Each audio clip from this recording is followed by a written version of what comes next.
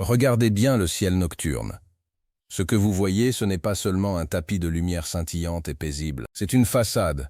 Pendant des siècles, nous avons bâti des modèles mathématiques, des lois de la physique et des théories de la gravité pour tenter de mettre de l'ordre dans ce chaos. Nous pensions avoir compris les règles du jeu.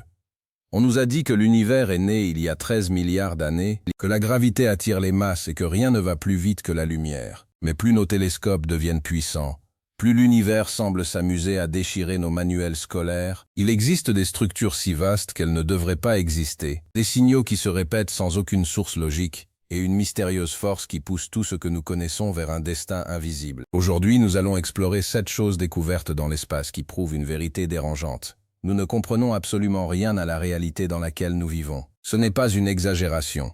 C'est le constat de la science moderne face à l'inexplicable. Préparez-vous à remettre en question tout ce que vous pensiez savoir sur le cosmos. Commençons tout de suite avec le premier mystère qui donne des sueurs froides aux cosmologistes, le grand attracteur. Imaginez que vous êtes sur un bateau au milieu d'un océan brumeux. Vous ne voyez rien à l'horizon, mais vous réalisez soudain que votre bateau, ainsi que des milliers d'autres autour de vous, dérive à une vitesse phénoménale vers un point précis. Vous ne savez pas ce qu'il y a là-bas, mais la force qui vous tire est irrésistible. C'est exactement ce qui arrive à notre galaxie, la Voie lactée. Nous, ainsi que des centaines de milliers d'autres galaxies, sommes aspirés vers une région spécifique de l'espace à une vitesse d'environ 600 km par seconde. Le problème, c'est que nous ne pouvons pas voir ce qui nous tire. Cette zone se situe derrière le plan de notre propre galaxie, cachée par des tonnes de poussière et de gaz stellaires, dans ce que les astronomes appellent la zone d'évitement. Ce que nous savons, c'est que la masse nécessaire pour exercer une telle traction est colossale, équivalente à des dizaines de milliers de galaxies réunies. Est-ce un superamas de galaxies massifs ou quelque chose de totalement inconnu? Le fait que la structure la plus influente de notre voisinage cosmique soit invisible et inexpliquée est la preuve numéro 1 que nous naviguons à vue dans un univers dont nous ne maîtrisons pas les courants. Le deuxième point sur notre liste nous amène à une structure qui défie toute logique temporelle, le grand mur d'Hercule couronne boréale. En astronomie, il existe un principe de base appelé le principe cosmologique. Il stipule que si l'on regarde l'univers à une échelle suffisamment grande, il devrait être uniforme, comme une soupe bien mélangée. Notre physique prédit qu'aucune structure ne devrait dépasser environ 1 milliard d'années-lumière de long. Mais en 2013, des chercheurs ont découvert ce filament de galaxies qui s'étend sur plus de 10 milliards d'années-lumière. Pour vous donner une idée, cela représente plus de 10% de la taille totale de l'univers observable. Le problème est simple. Selon la théorie du Big Bang, l'univers est trop jeune pour que la gravité ait eu le temps de rassembler autant de matière en une seule structure organisée. C'est comme trouver un château de sable de la taille d'une montagne sur une plage où le vent vient juste de commencer à souffler. Sa simple existence suggère que soit notre calcul de l'âge de l'univers est faux, soit la manière dont la matière s'agglomère nous échappe complètement. Passons maintenant au troisième mystère, celui des sursauts radio rapides, ou FRB.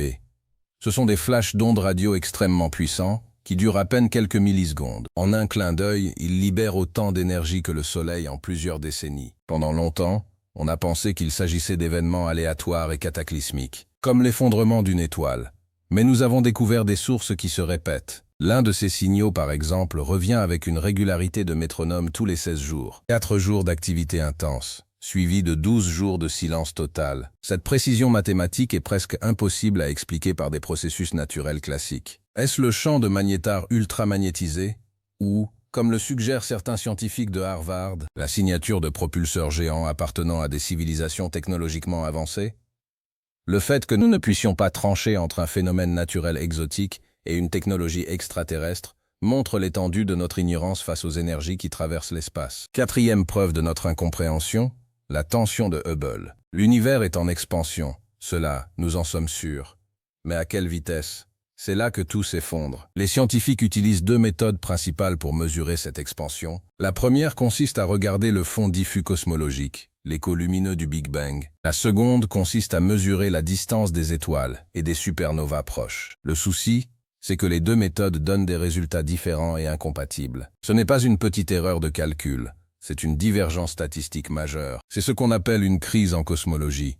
Cela signifie que quelque chose dans le fonctionnement profond de l'univers a changé entre le moment du Big Bang et aujourd'hui, ou que notre compréhension de la physique fondamentale est entachée d'une erreur béante. L'univers ne gonfle pas comme nous l'avions prévu, et personne ne peut dire pourquoi. Le cinquième mystère concerne le vide de Boot, souvent surnommé le grand rien. Dans la structure de l'univers, Les galaxies se regroupent généralement le long de filaments. C'est une sphère de vide de 330 millions d'années-lumière de diamètre. Selon les modèles de formation des galaxies, il devrait y avoir au moins 2000 galaxies dans cette région. On n'en a trouvé qu'une 70aine. C'est un désert cosmique d'une ampleur injustifiable. Si vous étiez au centre de ce vide, vous penseriez être seul dans l'univers, car aucune étoile ne serait visible à l'œil nu dans aucune direction. Comment une telle absence de matière peut-elle exister alors que la gravité devrait avoir ramené des objets dans cette zone depuis des milliards d'années?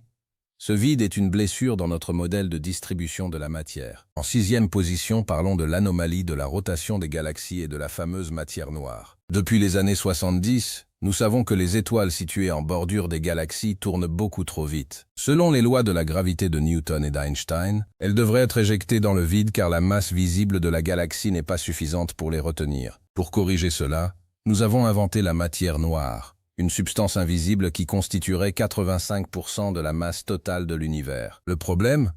Après 40 ans de recherche intensive avec nos détecteurs les plus sophistiqués, nous n'avons jamais trouvé la moindre particule de cette matière. Rien, zéro. Nous avons bâti toute l'astronomie moderne sur une béquille invisible dont nous ne pouvons pas prouver l'existence. Soit l'univers est rempli de fantômes que nous ne pouvons pas détecter, soit nos lois de la gravité sont tout simplement fausses à grande échelle. Dans les deux cas, cela prouve que la majeure partie de la réalité nous est totalement étrangère. Enfin, la 7e preuve est l'axe du mal. C'est le nom donné à une étrange anomalie dans la lumière issue du Big Bang. Lorsque nous cartographions le fond diffus cosmologique, nous nous attendons à ce que les fluctuations de température soient réparties de manière totalement aléatoire. Mais les données montrent que ces fluctuations semblent s'aligner sur une ligne précise qui traverse l'univers, et cette ligne semble étrangement corrélée à l'orientation de notre propre système solaire. C'est mathématiquement impossible si l'univers est réellement uniforme et sans direction privilégiée. Pourquoi le reste de l'univers semblerait-il pointer vers nous? Est-ce une illusion d'optique causée par notre environnement? Ou est-ce que l'univers possède une structure à grande échelle que nous n'avions jamais imaginée? Cet axe remet en cause le principe même de la cosmologie moderne et suggère que notre place dans l'espace n'est pas aussi banale que nous le pensions. Ces 7 découvertes ne sont pas de simples anomalies de parcours. Ce sont les piliers d'une réalité qui refuse de rentrer dans les cases que nous avons dessinées. Nous vivons dans une ère de la science où plus nous collectons de données, moins nous semblons comprendre le tableau d'ensemble.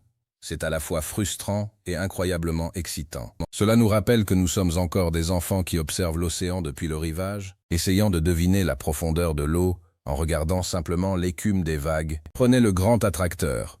Le simple fait que nous ne puissions pas voir ce qui contrôle la trajectoire de notre propre voie lactée est une leçon d'humilité. Nous avons envoyé des sondes sur Mars. Nous avons photographié des trous noirs. Mais nous ne savons pas vers quoi nous fonçons. C'est comme être dans un train ultra rapide sans conducteur et avec les vitres opaques. La science essaye de percer ce mystère en utilisant les rayons X et les infrarouges. Mais le grand attracteur reste caché derrière le voile de notre galaxie. C'est un rappel permanent que l'univers possède des recoins sombres où la lumière ne nous sert à rien. Quant au grand mur d'Hercule couronne boréale, il pose une question existentielle sur le temps lui-même. Si une structure aussi géante existe, est-ce que nos calculs sur l'âge de l'univers sont erronés? Certains chercheurs commencent à suggérer que l'univers pourrait être 2 fois plus vieux qu'on ne le croyait, ce qui donnerait enfin le temps nécessaire à la gravité pour bâtir de tels monuments galactiques. Mais si l'on change l'âge de l'univers, c'est toute la physique nucléaire et stellaire qu'il faut revoir. Nous sommes face à un effet domino. Changer une brique, et tout l'édifice de notre savoir menace de s'effondrer. Les signaux radio rapides, ou FRB, nous forcent à regarder au-delà de notre zone de confort. Pendant des siècles, l'astronomie a été l'étude d'objets passifs. Des rochers, des boules de gaz, des nuages de poussière. Mais des signaux aussi énergétiques, qui se répètent avec une telle précision, suggèrent une activité dynamique, peut-être même organisée. Même s'il s'avère que ce sont des phénomènes naturels comme des magnétars, cela signifie que le cosmos est capable de produire des machines naturelles d'une puissance que nous ne pouvions même pas simuler sur nos supercalculateurs il y a 10 ans. L'univers est beaucoup plus énergétique et bruyant que ce que nous imaginions. La tension de Hubble, elle, s'attaque à notre capacité à mesurer la réalité. Si nous ne pouvons pas nous mettre d'accord sur la vitesse à laquelle l'espace s'étend, comment pouvons-nous prétendre prédire le futur de l'univers? Va-t-il continuer de gonfler éternellement? Va-t-il s'effondrer sur lui-même dans un Big Crunch? Ou va-t-il se déchirer dans un Big Rip? Sans une mesure précise de l'expansion, nous sommes comme des maris qui ne connaissent pas la taille de leur propre maison. C'est une incertitude fondamentale qui touche au destin même de la matière. Le vide de Boot nous rappelle que l'absence de choses peut être aussi mystérieuse que la présence de choses. Pourquoi la matière a-t-elle déserté cette zone? Est-ce une bulle créée par une explosion colossale au début de l'univers? Ou est-ce que notre compréhension de la gravité est telle qu'il existe des zones d'exclusion que nous n'avions pas prévues? Ce vide est une provocation visuelle. C'est une tache d'encre vide sur la carte du ciel qui nous dit « Ici, vos théories ne s'appliquent pas ». La matière noire est sans doute le plus grand échec de la physique expérimentale du XXIe siècle. Nous avons dépensé des milliards pour construire des détecteurs sous les montagnes et dans l'espace, et nous n'avons rien trouvé. Certains physiciens commencent à se rebeller et à proposer des théories alternatives comme la gravité modifiée, suggérant que Newton s'est trompé. L'idée est révolutionnaire. Et si la gravité devenait plus forte sur de très longues distances, cela expliquerait la vitesse des étoiles sans avoir besoin de matière invisible. Mais accepter cela reviendrait à dire que Einstein n'avait qu'une partie de la vérité. C'est un saut intellectuel que beaucoup ne sont pas encore prêts à faire. Enfin, l'axe du mal nous ramène à une question de perspective. Depuis Copernic, nous savons que nous ne sommes pas le centre de l'univers. C'est le principe de médiocrité.